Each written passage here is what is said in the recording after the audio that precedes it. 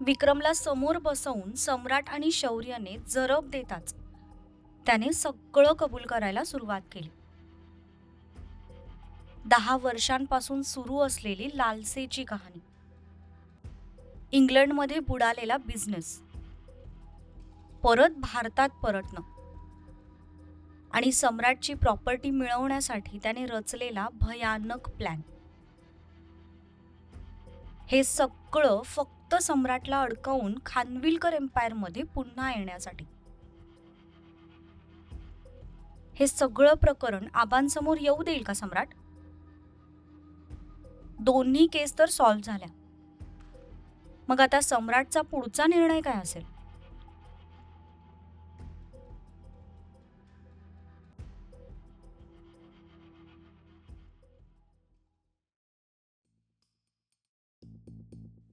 Mister विक्रम, सम्राट म्हणाला तसं तुमच्या विरुद्धचे पुरावे आधीच आमच्याकडे आहेत. तुम्ही किती खरं बोलताय तेवढंच आम्ही फक्त बघत होतो. आता चुपचाप सगळं कबूल करा, नाहीतर आम्हाला तुम्हाला रिमांड होममध्ये घ्यावं लागेल. आणि तिथे गुन्हेगाराकडून सगळं कसं कबूल करून घेतात हे तर तुम्हाला माहीतच असेल. नाही, मीच सांगतो. विक्रमने एक आवंढा गिळला आणि बोलायला सुरुवात केली.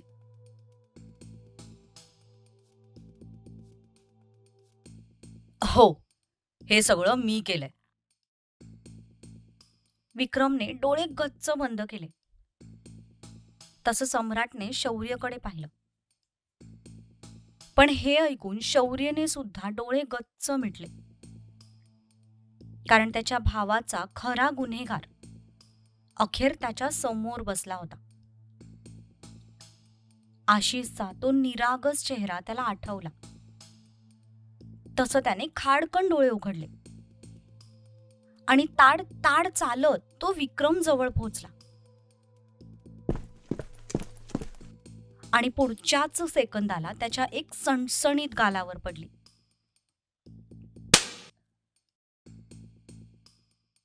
सम्राटवरचा बदला घेण्यासाठी 2 निष्पाप जीवांचा बळी घेतलायस तू. काय मिळालंय तुला हे सगळं करून? आता ना तुला सम्राटची प्रॉपर्टी मिळेल, ना स्वतंत्र आयुष्य. पुढचं सगळं आयुष्य आता तुला जेलमध्ये सडावं लागणार आहे.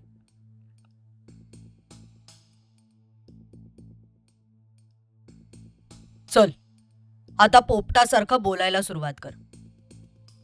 काय आणि कसं केलंयस तू हे सगळं? आणि मेन म्हणजे माझ्या फोनवरून तू त्या माणसाला कॉल कसा काय केलास?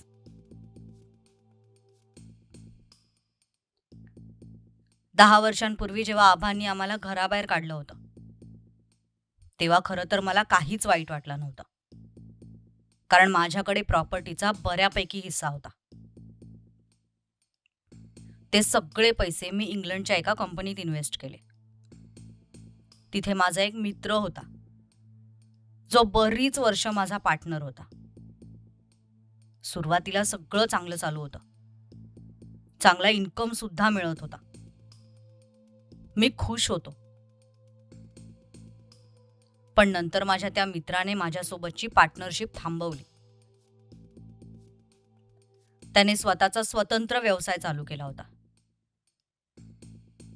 पण जसा तो दुसरीकडे गेला तसा माझ्या उताराला सुरुवात झाली. खूप हुशार आणि क्रिएटिव्ह होता तो. त्यामुळे आमच्या कंपनीला बऱ्याच ऑफर्स मिळत होत्या. पण तो गेल्यानंतर मला हे रिअलाइज झालं. मी त्याच्याकडे पुन्हा गेलो सुद्धा होतो. पण तो त्याच्या कामात इतका बिझी झाला होता की त्याला माझ्या कंपनीसाठी वेळच नव्हता. त्याने नकार दिला. त्यानंतर 2-3 वर्ष अशीच निघून गेली. कंपनी स्थिर सुरू होती. पण नंतर नंतर मात्र कस्टमर कमी होत गेले. 2 वर्षांपूर्वी तर अशी वेळ आली की कंपनी पूर्णपणे डबघाईला आली आणि मला तिथला गाशा गुंडाळून परत इंडियामध्ये यावं लागलं. मी नाशिकमध्ये एक फ्लॅट घेऊन ठेवला होता आणि त्याच्या जवळच एक प्लॉट पण होता छोटासा. त्यामुळे मी तिथे गेलो. काही दिवस असेच टेन्शनमध्ये गेले. मी गिरिजाकडे मदत मागितली, पण तिने मला जास्त एंटरटेन केलंच नाही, कारण तिचा नवरा खूप चालाक आहे. त्याने मला मदत करायला सरळ नकार दिला. त्यामुळे आता हातपाय मारल्याशिवाय माझ्याकडे पर्यायच नव्हता. त्यातच एक दिवस बिझनेस मॅगझिनमध्ये मी सम्राटचा इंटरव्ह्यू बघितला आणि तेव्हा सुरू झाला माझ्या डोक्यात एक प्लॅन. मी काही दिवस मुंबईला येऊन राहिलो. त्यात सम्राटची सगळी माहिती काढली. पण मला जे समजलं ते ऐकून मी थक्क झालो होतो. सम्राट मुंबईतल्या नामांकित नावापैकी एक बनला होता. त्याचे बरेच बिझनेस होते. कन्स्ट्रक्शन्स, हॉटेल्स आणि इतर काही व्यवसायांमध्ये त्याने पैसे गुंतवले होते. ते सगळं बघून माझ्या मनात पुन्हा लालच पैदा झाली. तो असताना तर खानविलकरांच्या प्रॉपर्टीत शिरणं शक्यच नव्हतं. म्हणून मग मी एक प्लॅन बनवला. त्याच्या बिझनेसची माहिती काढली तेव्हा मला समजलं की तो बरीच इल्लीगल कामं करतो. मी त्याच्या नावाने काही सप्लायर्स पाठवले आणि एका निनावी माणसाकर्वे पोलीस स्टेशनमध्ये फोन करून तसं कळवलंही. तो माल आणि त्या माणसांना ताब्यात घेऊन इन्स्पेक्टर आशिष पुन्हा ड्युटीवर जात होता. पण रस्त्यातच मी ज्या माणसाला सुपारी देऊन ठेवली होती त्या माणसाने त्याच्या गाडीला उडवलं, ज्यात दोघांचाही मृत्यू झाला. माझा तो प्लॉट विकून जेवढे काही पैसे साठवले होते ते सगळे पैसे मी त्या माणसांना वाटले आणि त्यात सम्राटचं नाव येईल अशा पद्धतीने पुरावे निर्माण केले. दुसरं म्हणजे सम्राटच्या फोनवरून मी त्या माणसाला फोन कसा केला त्यासाठी पण मी एका खास माणसाची मदत घेतली, जो मिमिक्री आर्टिस्ट होता. आत्याचा स्वभाव मला चांगलाच माहीत होता. आत्या घरातल्या नोकरांना कामावर ठेवण्याआधी त्यांची सगळी चौकशी करते हे मला माहीत होतं. त्यामुळे मी अशा एका माणसाला निवडलं ज्याचं फॅमिली बॅकग्राऊंड क्लिअर होतं. सुरुवातीला त्याने काही दिवस चांगल्या प्रकारे काम करून आत्याचा विश्वास मिळवला आणि एके रात्री त्याने घरातल्या सगळ्यांच्या जेवणात गुंगीचं औषध मिसळलं आणि त्या रात्री सगळे सामसूम झोपी गेले. तो माणूस डुप्लिकेट चावी बनवण्यात पण माहीर होता. त्या काही दिवसात त्याने सम्राटच्या रूमची डुप्लिकेट चावी सुद्धा बनवून घेतली होती. त्या रात्री जेव्हा सगळे गुंगीने झोपले होते तेव्हा तो चुपचाप सम्राटच्या रूममध्ये गेला आणि सम्राटच्या फोनवरून मी सांगितलेल्या माणसाला पोलिसांच्या गाडीला उडवायची धमकी दिली. ते पण हुबेहूब सम्राटचाच आवाज काढून. त्याचं काम फक्त तेवढंच होतं. तो कॉल केल्यानंतर 2 दिवसातच मी माझा पुढचा प्लॅन एक्झिक्यूट केला. त्यानंतर तब्येतीची कारणं देऊन त्या माणसाला तो जॉब सोडायला लावला. त्याचे पैसे मिळाल्यानंतर तो सुद्धा गायब झाला. मला माहीत होतं फक्त इल्लीगल कामांमध्ये त्याला अडकवून तो सहजासहजी अरेस्ट होणार नव्हता, कारण त्याची तेवढी पॉवर होती. पण एका पोलीस ऑफिसरला मारल्याच्या गुन्ह्याखाली त्याला नक्कीच शिक्षा होणार हे मला माहिती होतं. त्यामुळे मी हा सगळा प्लॅन बनवला. खुनाच्या आरोपाखाली त्याला जन्मठेप किंवा फाशी होईल हे तर कन्फर्म होतं. त्यानंतर खानविलकरांच्या प्रॉपर्टीला सांभाळणारा दुसरा वारसदार फक्त मीच असणार होतो. आबांना कसं कन्व्हिन्स करायचं ते सगळं मी ठरवून ठेवलं होतं. पण या सम्राटने माझ्या सगळ्या स्वप्नांवर माती फिरवली.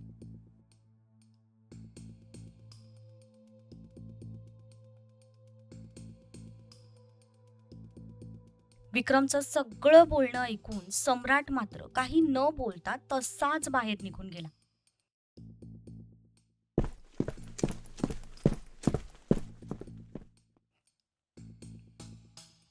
शौर्य सुद्धा त्याच्या पाठोपाठ बाहेर आला.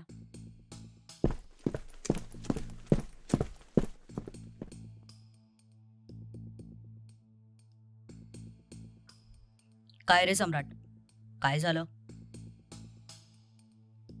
सम्राट सिगरेट पीत उभा होता. त्याच्या मनातली अस्वस्थता त्याच्या चेहऱ्यावर सुद्धा दिसत होती. काय उत्तर देऊ मी आता आबांना?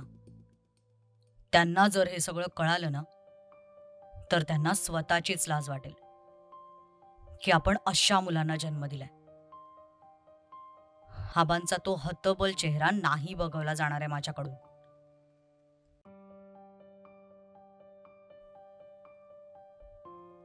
त्यांना विक्रम बद्दल कळाल्यावर वाईट नक्कीच वाटेल, पण त्याच्यासोबत तुझा अभिमान सुद्धा वाटेल सम्राट. की त्यांच्या रक्ताच्या मुलांनी जरी त्यांना दगा दिला असला ना, तरी ज्या मुलाला त्यांनी दत्तक घेतलं त्या मुलाने मात्र त्यांच्याशी असलेलं नातं प्रामाणिकपणे निभावलंय. तसं सम्राटने चमकून त्याच्याकडे पाहिलं. आज पहिल्यांदाच शौर्य सुद्धा इतक्या प्रेमाने त्याच्याशी बोलत होता.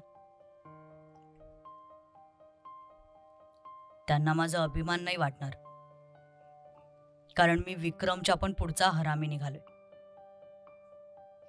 जेव्हा मला जेल होईल तेव्हा आबा पूर्णपणे तुटून जातील. नाही जाणार. उलट त्यांना तुझा अभिमान वाटेल की तू स्वतःहून तुझ्या गुन्ह्याची शिक्षा स्वीकारतोस.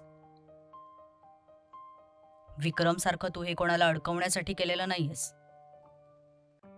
स्वतःच्या पापांची शिक्षा तू स्वतः भोगायला तयार आहेस सम्राट. आणि काळजी करू नकोस, 2 केसेसमध्ये तू कायद्याची मदत केलीस. त्यामुळे तुला कमीत कमी शिक्षा कशी होईल यासाठी मी प्रयत्न करेन.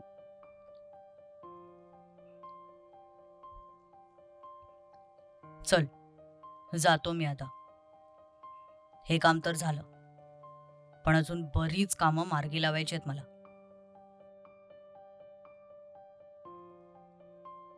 ठीक आहे. थँक्यू सो मच सम्राट.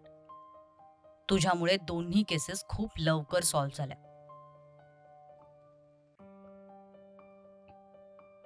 थँक्यू काय त्यात, दोन्ही केसमध्ये माझं नाव होतं.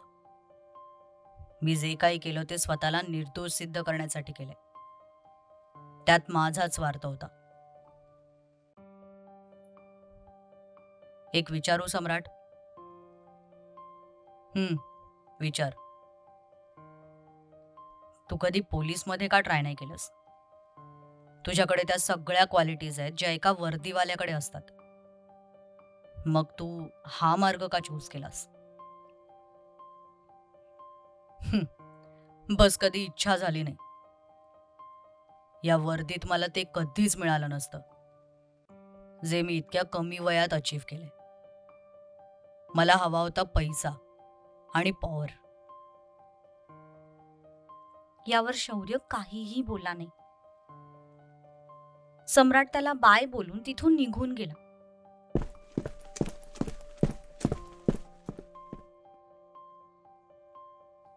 आणि शौर्य त्याच्या पुढच्या कामाला लागला. त्याने विक्रम विरुद्ध रीतसर FIR फाईल केली आणि त्याला पोलीस कस्टडीमध्ये घेण्यात आलं.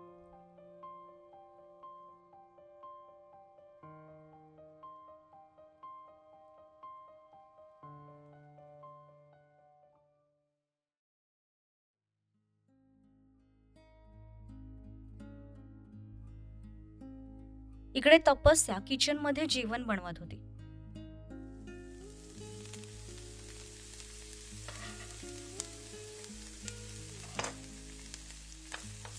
तितक्यात तिचा फोन वाजला. तिने हात नॅपकिनला पुसले आणि फोनकडे पाहिलं. पण स्क्रीनवरचं नाव बघून तिच्या चेहऱ्यावर एक स्माईल आली, कारण फोन तिच्या सौभाग्याचा होता. हॅलो. हॅलो जान, फ्री आहेस का थोडा वेळ? हो, तशी फ्रीच आहे. जेवण बनवते. बोला ना, काय म्हणताय? मला तुला भेटायचंय. येतेस का मला भेटायला? मला सध्या तुझी खूप गरज आहे. सम्राट, काय झालं? तुमचा आवाज इतका लो का येतोय? भेटल्यावर सांगतो. तू आधी ये तरी. तसंही घरी कोणी नाहीये. तुम्ही इथेच या ना, सोबत जेवण करू. ओके, आय कम. त्याने फोन ठेवला आणि गाडी तिच्या घराच्या दिशेने घेतली.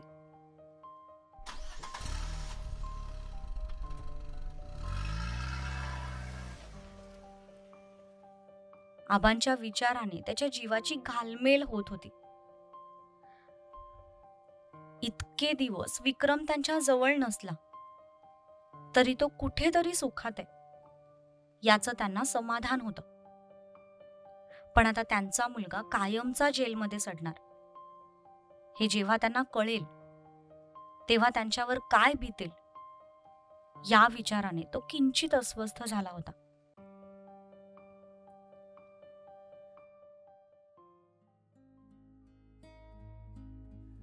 इकडे तपस्याने फटाफट चपात्या बनवून घेतल्या आणि जेवण झाकून ठेवत ती सम्राटच्या येण्याची वाट बघू लागली.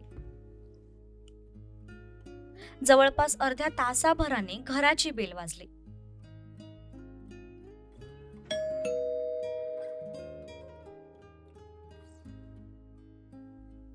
तसा तिने घाईघाईने जाऊन दरवाजा उघडला.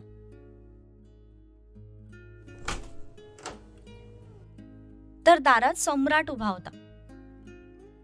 तो दिसताच तिच्या चेहऱ्यावर भली मोठी स्माईल आली.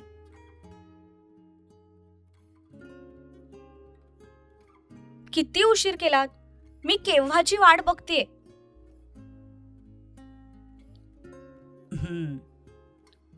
सवय लावून घे आता माझ्या उशिरा येण्याची. त्याने पुढे होत तिला सरळ मिठी मारली. खरं तर तिच्या मिठीत तो स्वतःची अस्वस्थता मिटवण्याचा एक निरर्थक प्रयत्न करत होता. काय झालं सम्राट? तब्येत बरी नाहीये का तुमची?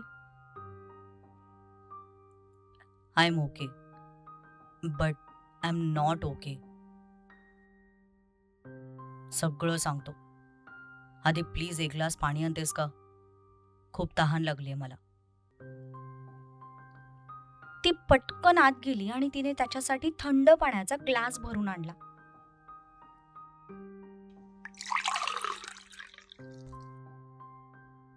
तोपर्यंत तो सोफ्यावर बसला होता. तिने तो ग्लास त्याच्या समोर पकडला. सम्राटने तो ग्लास घेतला आणि घटाघटा करत सगळा ग्लास संपवला.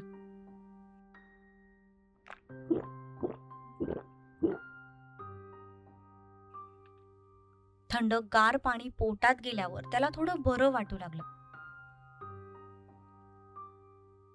आपण आधी जेवण करून घेऊ सम्राट. जेवल्यानंतर तुम्हाला बरं वाटेल. त्यानेही होकार दिला. सकाळपासून त्याने तसंही काही खाल्लं नव्हतं. ती आत गेली आणि जेवण गरम करून तिने दोघांसाठीही प्लेट्स बनवून आणल्या.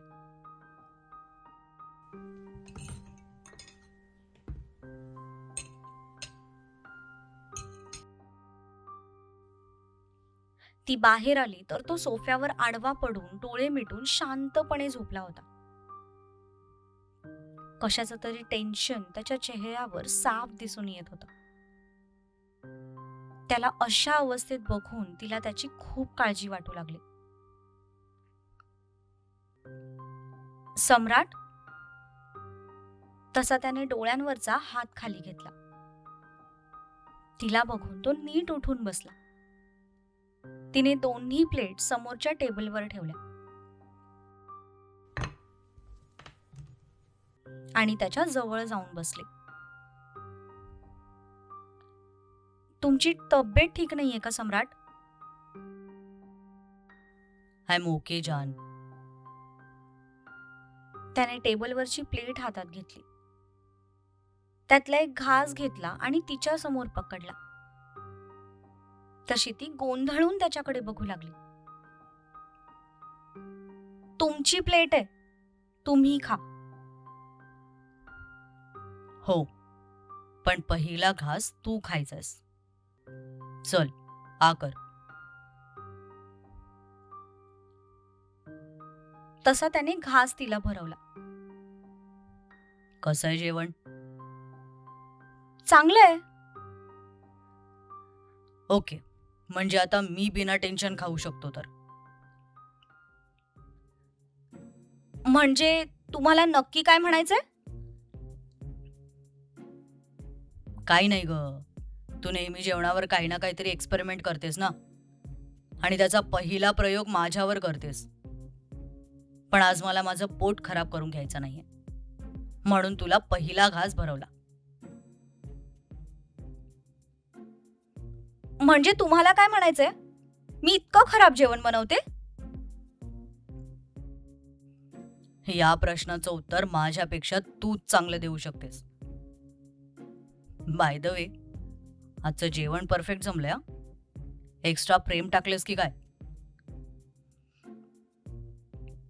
आता टोमॅटो एवढे गाल फुगवू नकोस. चल, एकत्र जेवण करूया. नाही जेवायचंय मला तुमच्यासोबत. खाईन मी नंतर. बघ, काय माहित परत अशी संधी आपल्याला किती वर्षांनी मिळेल. आता मिळालाय चान्स, तर जेवून घे माझ्यासोबत. तसं टचकन अश्रूचा एक थेंब तिच्या गालावर ओघळला. दुसऱ्याच सेकंदाला त्याला सुद्धा कळलं की आपण काय बोलून गेलो. त्याने तिच्याकडे पाहिलं तर एव्हाना तिचे डोळे पाण्याने तुडुंब भरले होते आणि ती त्या भरलेल्या डोळ्यांनीच त्याच्याकडे बघत होती. हे, आय एम सॉरी जान, मला तसं म्हणायचं नव्हतं. आता तुम्ही भरवा, तरच मी खाईन. बरं, ठीक आहे, मी भरवतो. त्याने घास तिच्या समोर पकडला आणि तिने तो घास खाल्ला.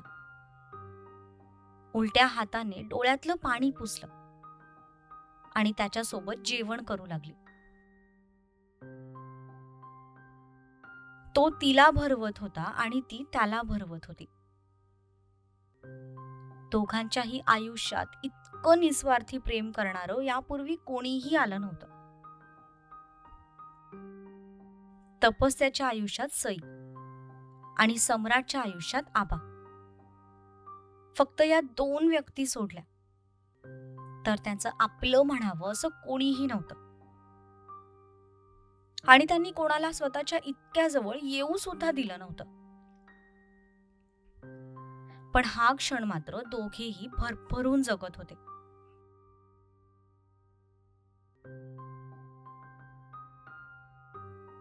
नुकतंच दोघांचं जेवण झालं होतं. सम्राट तिच्या मांडीवर डोकं ठेवून झोपला होता. तिची ती लांब सडक बोटं त्याच्या घनदाट केसातून फिरत होती. बोला आता, काय झालंय? सम्राट,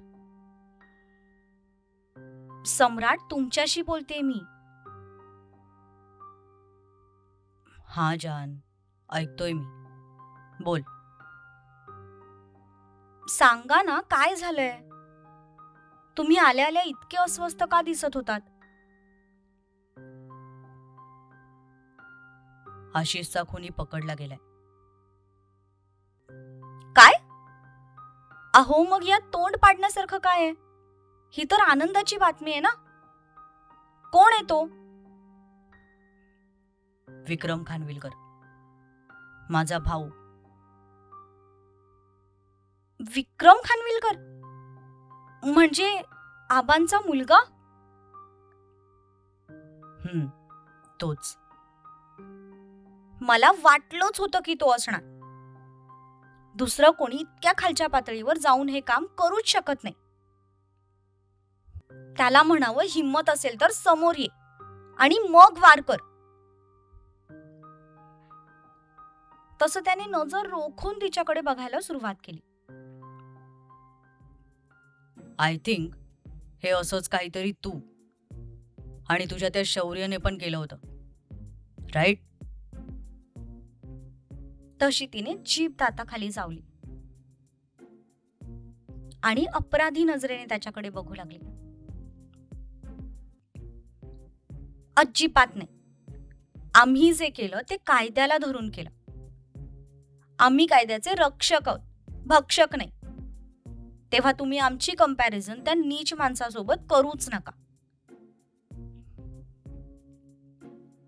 तू वार पाठीमागून नाही केला, तू सरळ हृदयावर घाव घातलास आणि आज सम्राट पहिल्याच घावात खल्लास झालाय.